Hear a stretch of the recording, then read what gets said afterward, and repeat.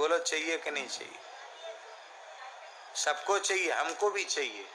हाँ, हम झूठ क्यों बोले? सबको चाहिए।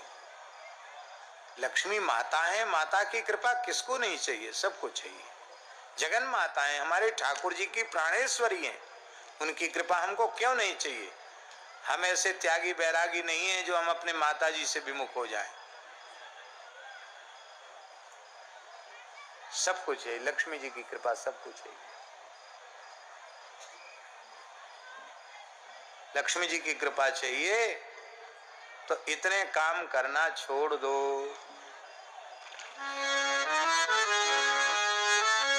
लिखने योग्य श्लोक है। कुचैलिनम दंतमलोपधारिणम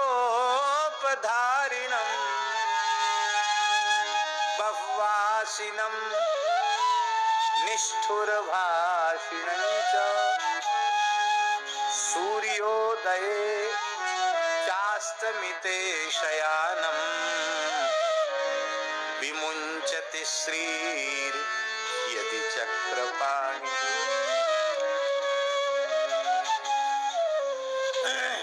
इतने दोष नारायण भगवान में भी आ जाएं तो उनको छोड़ के लक्ष्मी जी चली जाएंगे। हम तुम तो किस लाइन में?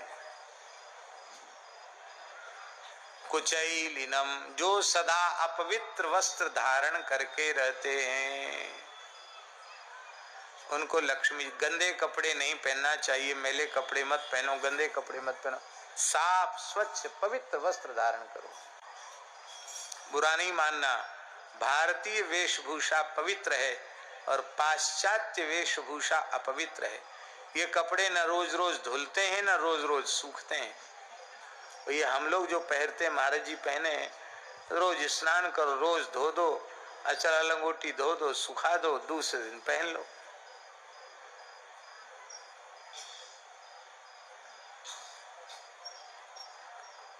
अब जो इस बहुत मोटा कपड़ा चला है, क्या जीन्स कहते क्या कहते, वो तो पता नहीं धुलता होगा कि नहीं धुलता होगा, अथवा कैसे धुलता होगा, हमें अनुभव भी नहीं है, जरूरत भी अनुभव की नहीं है। उसको भी लोगों ने फाड़ के पहनने का फैशन शुरू कर दिया। पहले तो हम सोचते थे शायद कहीं कुछ लग गया होगा, फट गया, तो किसी से हमने पूछा, कहीं नहीं, फट नहीं गया। ये फटे हुए कपड़े की कीमत ज्यादा है। गरीब आदमी का भी कपड़ा फट जाता था गांव में, तो हमने अपने बचपन में देखा है, दूसरे कपड़े का उसमें थेगरी चढ़ा दी जाती थी, सिलाई कर देते थे।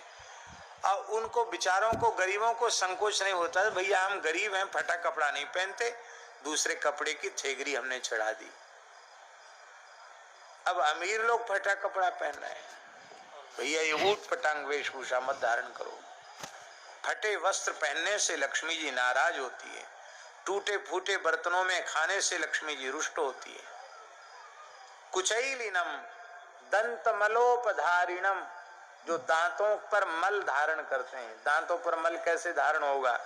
तमाकू खाओगे, खूब पान खाओगे, दिन भर बकरिया जैसा मुंह चबाते रहोगे, कुछ ना कुछ मुंह में गुटखा फुटका जाने क्या क्या उटपटांग चीजें मुंह में डाल के रखोगे, तो दांत गंदे रहेंगे, खराब दांत रहेंगे। दंत मलोपधारिणम, वेद में लिखा है शास्त्री, शुक्ल दंता ब्राह्मणा। शुक्ल दंता, जो निर्व्यसन होगा वही शुक्ल दंत होगा। जो व्यसन युक्त होगा वो शुक्ल दंत नहीं हो सकता। साधक को निर्व्यसन होना चाहिए। कुचैलिनलोपधारिणम बह्वासिनम, जो खूब ठूस ठूस के खाते हैं, उनसे भी लक्ष्मी जी नाराज हो जाती है। गले में जलन पड़ रही है, भीतर वाला मना कर रहा है कुछ मत खाओ, और बढ़िया राजभोग गुलाब जामुन रबड़ी सामने आई, हा, प्रसाद का तिरस्कार हम नहीं कर सकते। प्राप्त मात्रेण भोक्तव्यम, नात्र कार्या विचारणा, भले ही उल्टी हो जाए।